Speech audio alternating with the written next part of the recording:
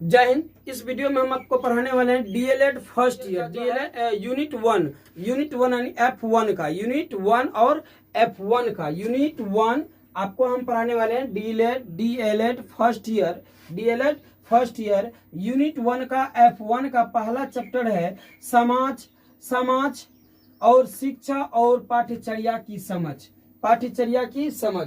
अब देखिए यह क्वेश्चन जो है 2022 में पूछा गया है। 2022 का एग्जाम में इस प्रकार का क्वेश्चन पूछा गया है। तो बीच में क्या बचा मेरा, एक 2023 हुआ और 2024। जो 2023 में इसको नहीं पूछा गया है, इस प्रकार के क्वेश्चन को एक साल बैक क्वेश्चन बन रहा है। तो इसलिए हो सकता है कि संभावित है कि 2024 में यानी इस वर्ष जो एग्जाम होने वाला है क्वेश्चन जो है संभवतः पूछने की संभावनाएं है। अब देखिए प्यारे क्वेश्चन आपका है यहाँ पर 1 नंबर कह रहा है कि सामाजिकरण क्या कह रहा है। आपका क्वेश्चन क्या कह रहा है, ध्यान से सुनिएगा।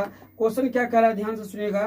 क्वेश्चन कह रहा है कि समाजीकरण की प्रक्रिया को स्पष्ट करें। आप सबसे होगा कि समाजीकरण क्या होता है। तो याद रखिए कि पहले जो है पुराने समय में, अर्थात जब आदि मानव जीवन व्यतीत कर रहा था, आदि मानव से मानव में जब प्रवेश कर रहे थे, तो उस वक्त क्या होता था कि जो लोग जो है गुफे के अंदर या सुनसान जंगलों में छोटी छोटी कबीले बनाकर, कबीले में एक जैसे एक इतना को कबीले होता था, इसमें 3 से 4 से 5 घर हुआ करता था और इसको एक कबीला कहता था। ठीक है, इसे क्या कहता था, एक कबीला कहता था। क्लियर।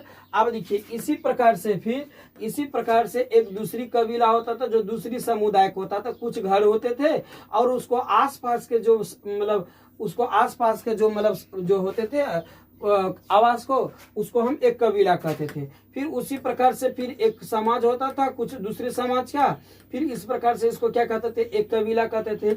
उसी प्रकार से फिर अगले होते थे, फिर इसमें कुछ घर हुआ करते थे, कुछ समुदाय होते थे, फिर इसको एक कबीला कहते थे। अब इसमें क्या होता है कि इसमें जो ज्यादा बलिष्ठ ताकतवर इंसान हुआ करते थे वो क्या करते थे कि किसी न किसी कारणवश इस पर आक्रमण क्या कर दिया करते थे। किसी न किसी वर्ष क्या करते थे कि समुदाय वाले इस पर आक्रमण कर दिए, फिर यह एक कबीला बन गया। ठीक है। अब फिर क्या हुआ कि बड़ा बना, फिर क्या हुआ कि कुछ दिनों के बाद ये इस पर आक्रमण कर दिया या किसी वजह से किसी प्रकार की समस्या आया और दोनों के फिर क्या हुआ, ये इस प्रकार के सामाजिकरण मिल गया। कभी कभी क्या होता था कि स्वतः मिल जाता था।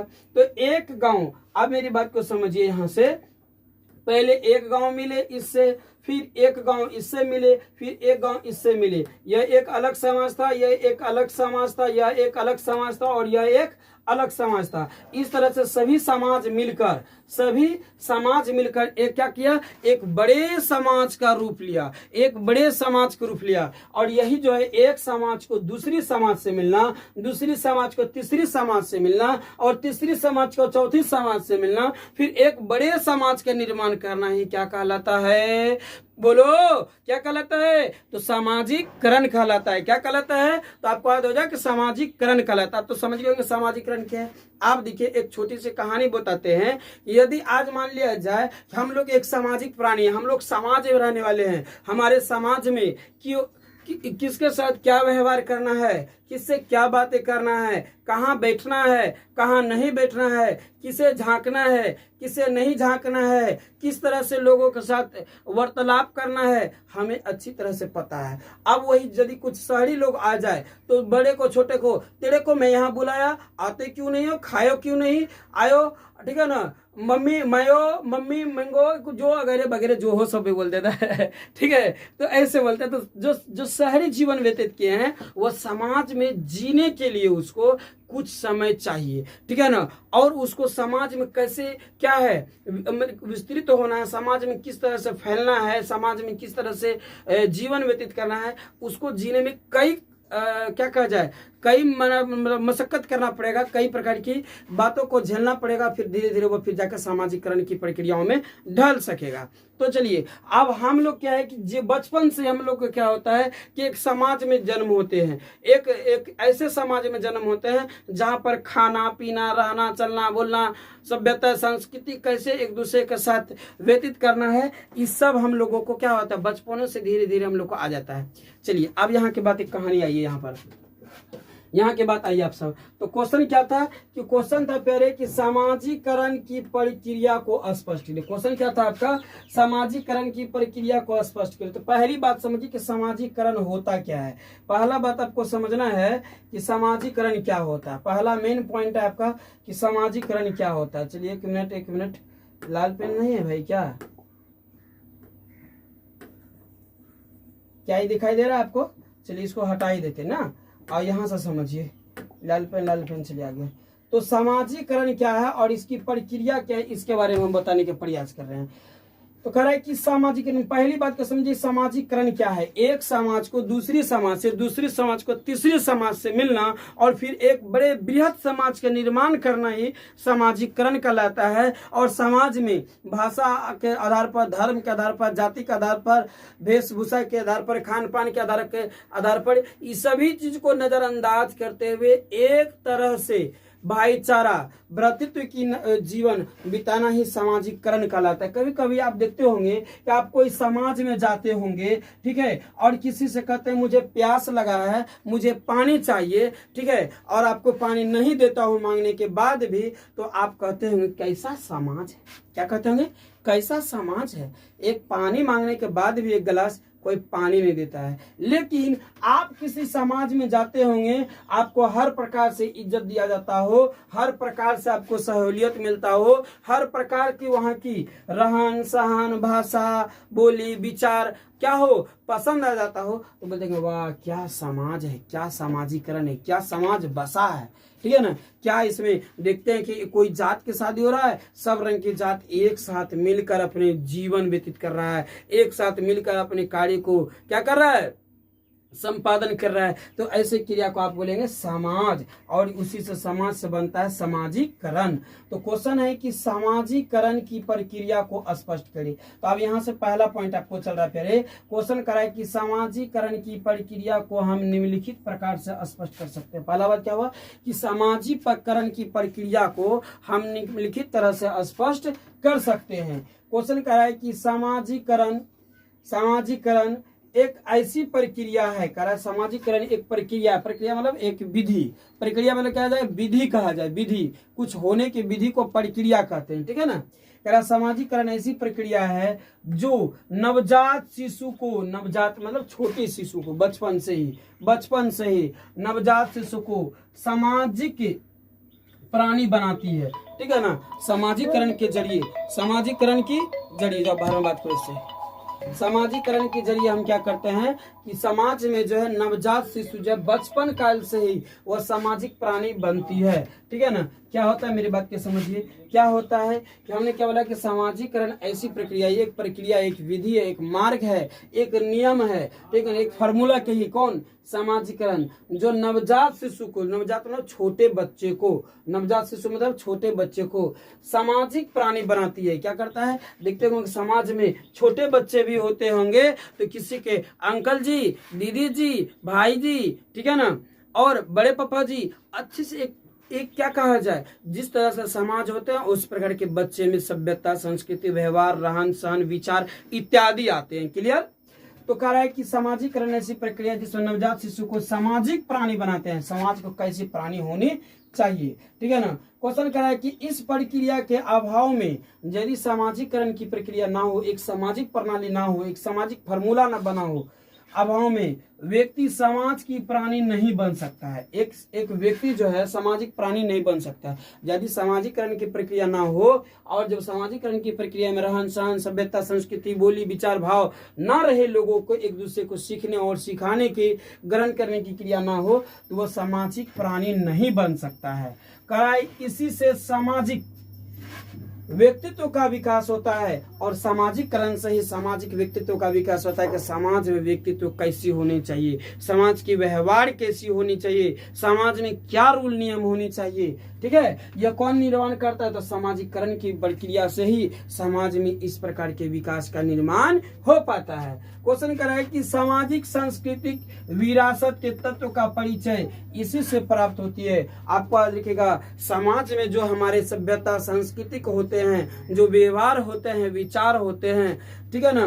तो हमको जो एक अच्छे समाज की पता कैसे चल पाता है, तो वहाँ की सांस्कृतिक विरासत से, वहाँ की क्या सांस्कृतिक विरासत है, वहाँ के क्या सभ्यता है, वहाँ के लोगों की क्या बोलने की तजुर्बा था, क्या वो किस प्रकार से उन लोगों के साथ व्यवहार करते थे। यदि आप किसी के गांव बाराती गए हैं और आपको वहाँ की एकदम प्यार से मान स्वभाव भाव से आपको मान मर्यादा इज्जत दे, तो इस प्रक्रिया में कहेगा क्या सामाजिक लोग हैं, बहुत अच्छे, बहुत बुद्धि विचार अच्छा मिला, बेचारे बहुत मुझे मान सम्मान इज्जत दिए, ऐसे कहते होंगे, ठीक है ना। तो वहाँ की जो सांस्कृतिक विरासत का जो तत्व परिचय होता है, किससे होता है, तो समाज के सांस्कृतिक से होता है। किससे, तो समाज के संस्कृति होता है ना, सामाजिक संस्कृति से विरासत तत्व का परिचय किसी समाज को हो पाता है, और फिर वह समाज से फिर वह एक समाजीकरण का निर्माण लेता है। ठीक है, क्लियर। यहाँ तक समझ में आ गया होगा, क्या लिख पाइएगा।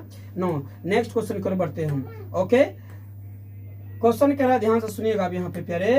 क्वेश्चन क्या कह रहा है कि समाजीकरण से न केवल मानव जीवन प्रभाव अखंड एवं सतत। अब देखिए, अखंड का मतलब क्या होता है। अखंड जो टूटने योग्य ना हो, जो बिखरने योग्य ना हो, उसे हम अखंड कहते हैं। क्या कहते हैं, अखंड कहते हैं। सतत जो टिकाऊ हो, मजबूत हो, किसी प्रकार की पर्यावरण को क्षति ना पहुंचाता हो, उसे हम सतत कहते हैं। क्या कहते हैं, सतत कहते हैं। बल्कि इसी से मनोचित गुण का विकास होता है। मनोचित मतलब मन में गुण, व्यवहार, विचार का क्या होता है, व्यवहार होता है, भाव का विचार होता है, ठीक है ना, विकास होता है, और व्यक्ति क्या होता है, सुसभ्य हो जाता है। सुसभ्य मतलब अच्छे सभ्यता का निर्माण होता है। किससे, आपको बोलिए किससे, सामाजिकरण से केवल ना मानव का प्रभुत्व होता है, बल्कि वह अखंड होता है, सतत होता है, एवं मनोचित गुण, मन में जो गुण होता है, मन में जो व्यवहार होता है,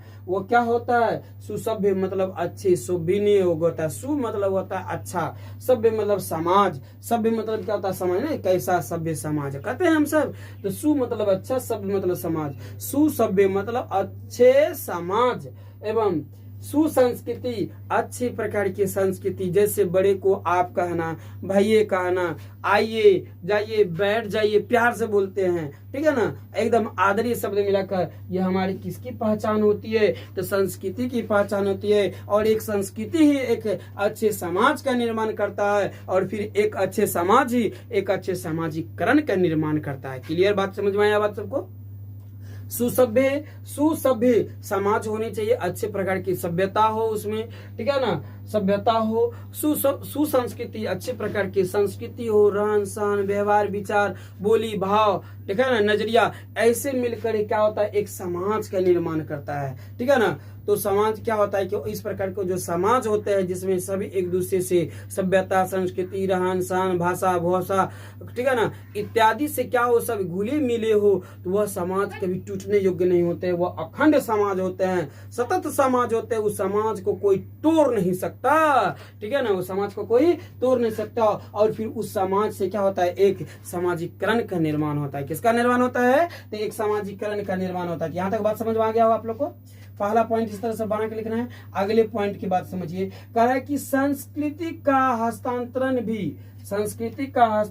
भी सामाजिकरण की प्रक्रिया द्वारा होता है। अब एक संस्कृति का हस्तांतरण, एक संस्कृति कब अपनी पहचान बनाता है, हस्तांतरण मतलब होता है पहचान। क्यों हस्तांतरण करवाता है, कि एक पहचान हो जाए, कहा ये व्यक्ति यहाँ पर मौजूद थे, इसलिए हस्तांतरण करवाता है। फिर क्वेश्चन कह रहा है कि संस्कृति का हस्तांतरण भी सामाजिकरण की प्रक्रिया द्वारा आता है। किसके द्वारा होता है, तो सामाजिकरण की प्रक्रिया द्वारा सामाजिकरण का हस्तांतरण होता है। कह रहा है कि सामाजिकरण की प्रक्रिया के बिना व्यक्ति सामाजिक गुणों को प्राप्त नहीं कर सकता। क्वेश्चन करा है कि सामाजिकरण की प्रक्रिया के बिना, यदि सामाजिकरण की प्रक्रिया ना हो के बिना एक व्यक्ति समाज गुण को प्राप्त नहीं कर सकता। यदि सामाजिकरण की प्रक्रिया ना हो, सामाजिकरण ना हो, तो वह व्यक्ति एक समाज के क्या कर सकता है, समाज के गुण को प्राप्त नहीं कर सकता है। अतः यह एक महत्वपूर्ण प्रक्रिया मानी जाती है, और ऐसे प्रक्रिया को हम क्या कहते हैं, ऐसे प्रक्रिया को हम महत्वपूर्ण प्रक्रिया मानते हैं।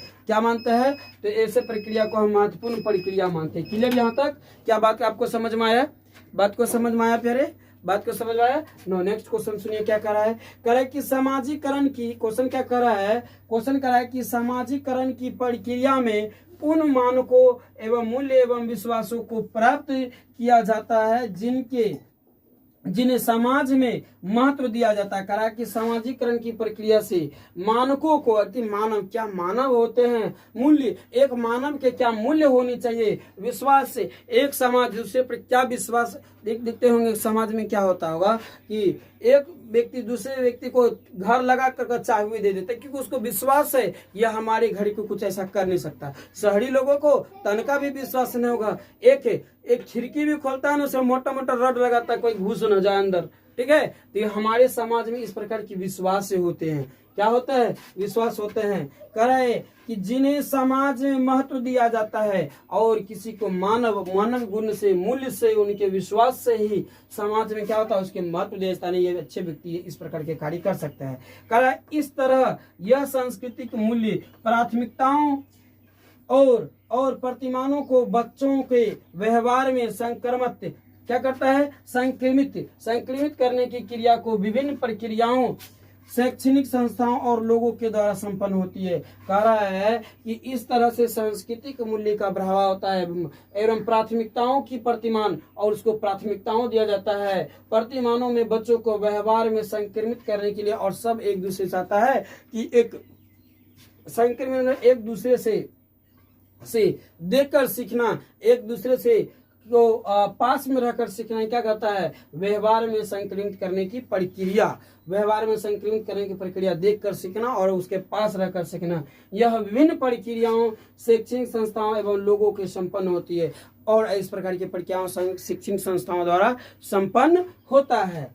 कह रहा है कि सामाजिकरण में क्या कर रहा है, कि सामाजिकरण में क्या कर रहा है, ध्यान से सुनिएगा। कह रहा है कि सामाजिकरण में क्या कर रहा है, सामाजिकरण में बच्चों के व्यवहार को, सामाजिकरण में जो है बच्चों के व्यवहार को निर्देशित करना एवं अनैतिक व्यवहार एवं प्रवृत्तियों को अनुशासित करना आता है। कह रहा है कि सामाजिकरण से ही क्या व्यवहार को लोगों में, बच्चे में डालना है ना। कह रहा है कि सामाजिकरण में बच्चों का व्यवहार को निर्देशित करता है। हाँ, ये व्यवहार बच्चे में अच्छा, ये होना चाहिए, ये व्यवहार बहुत अच्छा है, ऐसा बच्चे में व्यवहार होने चाहिए। लेकिन यदि बच्चे में गलत व्यवहार हो, कौन, अनैच्छिक एवं अनैच्छिक मतलब होता है गलत, अनैच्छिक मतलब क्या होता है, गलत व्यवहार हो, तो उस पर क्या होता है, तो प्रवृत्तियों की अनुशासित करना होता है। प्रवृत्ति इस प्रकार का यदि उसमें गलत प्रवृत्ति हो, गलत विचार हो, गलत व्यवहार हो,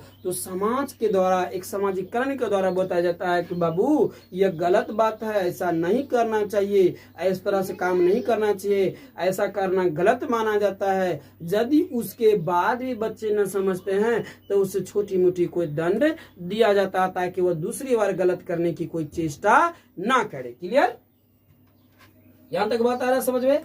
तो सामाजिकरण के बच्चों के व्यवहार में निर्देशित करना एवं अनैतिक व्यवहार को मतलब ठीक है ना, प्रवृत्तियों में अनुशासित करना, ये होता है। फिर यहाँ पर हमने बताया कि मानव मूल्य और विश्वास के बारे में बताया कि सभ्यता, संस्कृति, और इसमें हम बताया कि मानव सामाजिकरण से गुण की प्राप्ति होता है, ठीक है ना, गुणों की प्राप्ति नहीं होता, ठीक है ना। कह रहा कि सामाजिकरण से गुणों की प्राप्ति नहीं कर सकता, अतः यह एक महत्वपूर्ण प्रक्रिया मानी जाती है। यानी कि मेरे कहने का मतलब यहाँ पर कह रहा है कि गुणों की प्राप्ति, कौन, अच्छे गुणों की प्राप्ति होते हैं और दोष गुण की प्राप्ति नहीं होते, ऐसे यहाँ के बातों में कहा गया है। नो, नेक्स्ट क्वेश्चन की बात चले, क्वेश्चन ध्यान से सुनिएगा, अगले क्या कह रहा है। चलिए आगे की बात को समझिए क्या कह रहा है। अब आगे की बात के समझिए, ये तो हो ही चुका है, ये भी हो चुका है, यहाँ की बात है प्यारे। क्वेश्चन कर रहा है कि सामाजिकरण के कुछ महत्वपूर्ण अभिकर्ता माता पिता एवं समवयी समूह एवं विद्यालय, धार्मिक संस्थाएं और जन संचार माध्यम जैसे है। क्वेश्चन करा कि सामाजिकरण के कुछ महत्वपूर्ण अभिकर्ता है, ठीक है ना। सामाजिकरण, एक समाज कैसी होनी चाहिए, एक समाज को किस तरह से चलाना चाहिए, तो इसके लिए किसका जरूरत पड़ता है, तो एक अभिकर्ता की जरूरत पड़ता है, मतलब चलाने वाला। दूसरा, माता पिता किस प्रकार से बच्चे में एक सामाजिक गुण किस तरह से दे रहे हैं, यह भी एक सामाजिकरण के लिए बहुत बड़ा महत्व होता है, माता पिता की रोल। एवं समवय समूह, किस प्रकार के बच्चे समूह में रह रहे हैं, और जैसे समूह में बच्चे रहेंगे, जैसे वह समूह रहेंगे उसके, उस प्रकार के भी बच्चे में क्या होता है, सामाजिकरण की व्यवहार उत्पन्न होता है। विद्यालय, विद्यालय जिस प्रकार के वह विद्यालय में रहेंगे, जैसे सोसाइटी, जैसे अच्छे विद्यालय में होंगे बच्चे में, ऐसे प्रकार की प्रवृत्तियां आएंगे, उस प्रकार की सामाजिकरण आएंगे, उस प्रकार से उसमें मानवता, गुण, धर्म, व्यवहार, विचार के बारे में उत्पन्न होगा। कह रहा है कि धार्मिक संस्थाएं और जन संचार के माध्यम से, और जन संचार जैसे वो मोबाइल, टीवी, रेडियो, इस तरह के माध्यम से भी हम जो है सामाजिकरण की प्रक्रिया को एक दूसरे से आपस में ला सकते हैं, एक दूसरे से आपस में प्रेम भाव जगा सकते हैं, एक दूसरे के पास उसे क्या करता है कि आपस में भ्रातृत्व की भावना को हम उत्पन्न कर सकते हैं। ठीक है ना। कह रहा है कि दूरदर्शन इत्यादि, और दूरदर्शन टीवी के माध्यम से भी, ठीक है ना, दूरदर्शन जैसे हम पढ़ा रहे हैं, हमने पढ़ाया, वीडियो अपलोड किया, आप देख रहे हैं, तो क्या हुआ, एक दूरदर्शन की प्रक्रिया हुआ। यहाँ पर क्या हुआ, एक दूरदर्शन की प्रक्रिया हुआ। कहा ये प्रत्यक्ष रूप से बच्चों को पालने की प्रक्रिया में प्रभाव डालते हैं। प्रत्यक्ष मतलब सामने सामने, और प्रत्यक्ष मतलब छिप की, यदि किसी को अपसेंटी में बोल रहे हैं और प्रत्यक्ष बोल रहे हैं, और किसी को सामने में बोल रहे हैं तो प्रत्यक्ष बोल रहे हैं। कह रहा है ये प्रत्यक्ष रूप से बच्चों को पालने की प्रक्रिया में प्रभाव डालते हैं। बच्चे को किस तरह से प्रत्यक्ष सामने मतलब क्या करना है, आगे बढ़ाना है, एक सामाजिकरण की प्रक्रिया देना है, व्यवहारिक संस्कृति देना है, व्यवहारिक विचार देना है, सांस्कृतिक देना है, एक दूसरे को वार्तालाप बातचीत करने की विचार देना है। कह रहा है साथ अप्रत्यक्ष रूप से संस्कृति के उचित तरीके के विचार और व्यवहार को भी बल देता है। और क्या उसको करने से, क्या उसका अप्रत्यक्ष उसको क्या करने से, जो मतलब प्रत्यक्ष का कुछ जानबूझकर कुछ चीज को सीखना और देख सुन करके समझना, ठीक है, कि अच्छे व्यवहार, ये एक प्रत्यक्ष हो गया। और कुछ सीखे लेकिन उसके बारे में नहीं था ज्ञान, नहीं उसके बारे में कुछ विचार था, वो अप्रत्यक्ष हो गया। क्या हो गया, अप्रत्यक्ष। अतः कुल मिलाकर सामाजिकरण की प्रतिक्रिया मनुष्य की संस्कृति के भौतिक एवं अभौतिक रूपों में परिचय कराती है। क्या करा है कि अतः कुल मिलाकर यदि सामाजिकरण की प्रक्रिया की बात करें तो मनुष्य की संस्कृति को भौतिक और अभौतिक रूपों से परिचय कराती है। सामाजिकरण क्या करता है कि भौतिक और अभौतिक की तरह से मनुष्य में कैसे व्यवहार होने चाहिए, विचार होने चाहिए, उस संस्कृति का परिचय कराता है। कह रहा है कि सीखने की यह प्रक्रिया समाज के नियमों के अधीन चलती है। और कह रहा है कि जो प्रक्रिया को हम सीखते हैं, जो समाज को व्यवहार विचार को सीखते हैं, वह समाज के नियमों के अधीन होते हैं। वह व्यवहार किसके अधीन होते हैं, तो समाज के व्यवहार के अधीन होते हैं। कह रहा है कि समाज शास्त्र की भाषा में, आप चलिए समाज शास्त्र क्या कह रहा है, कह रहा है समाज शास्त्र की भाषा में कहे तो समाज में अपनी परिस्थिति या दर्जे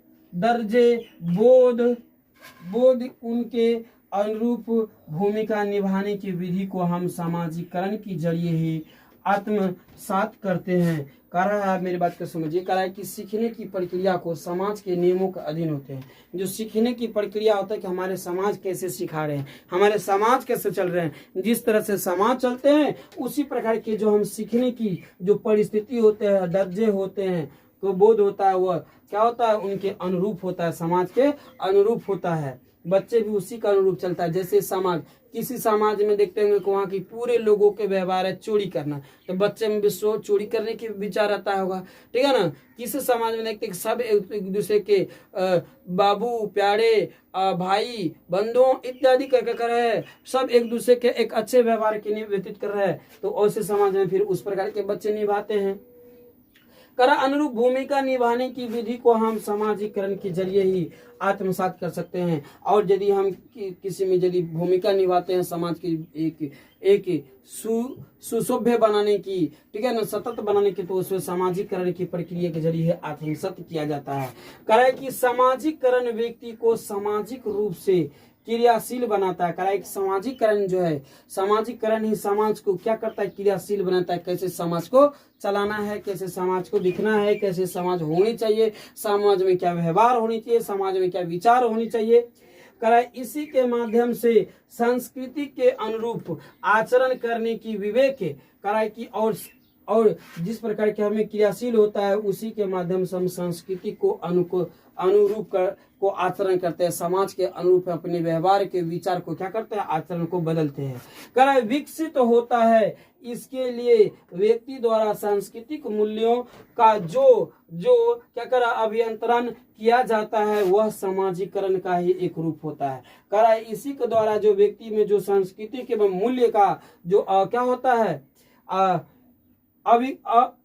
अभ्यंतरीकरण, मतलब जो उसके अंदर जो एक समाज के प्रति जो व्यवहार विचार बुद्धि ज्ञान जो उत्पन्न होता है, ऐसे प्रक्रिया को हम समाजीकरण कहते हैं। समाजीकरण में सीखे गए सामाजिक और सांस्कृतिक मूल्य देश काल के सापेक्ष होते हैं और एक समाज के ही निर्माण होने से, एक परिवार के निर्माण होने से एक समाज का निर्माण होता है और एक समाज को निर्माण होने से एक समाजीकरण का निर्माण होता है। देखते होंगे कि एक गांव वाला दूसरे गांव को उदाहरण देता है और फिर उस प्रकार की बात को सीखने का प्रयास करता है। इस तरह से फिर वो कई समाज मिलकर एक बड़े नगर का निर्माण करता है। फिर वह देश क्या कर रहा है, फिर वह सभ्यता है देश के काल में सापेक्ष होता है, फिर आने वाले समय में आने वाले व्यवहारों में क्या होता है वह सापेक्ष होता है। इसलिए समाजीकरण की प्रक्रिया देश काल के सापेक्ष होती है और ये जो समाजीकरण एक अच्छे समाज के व्यवहार विचार बुद्धि ज्ञान सभ्यता संस्कृति अनुकरण भाईचारा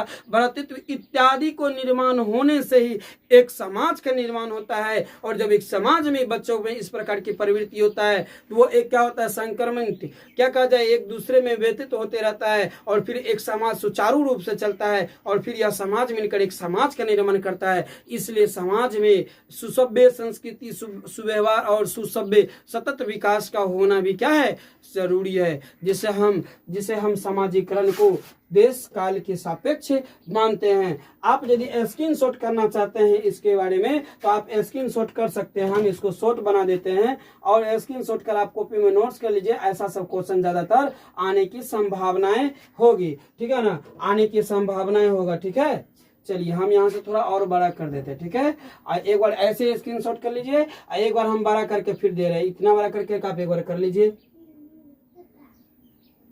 यहाँ से आप आधा कर लीजिए और फिर आधा यहाँ से कर लीजिए। ठीक है, मिलते हैं अगले वीडियो में। यहाँ तक के लिए सभी को जय हिंद।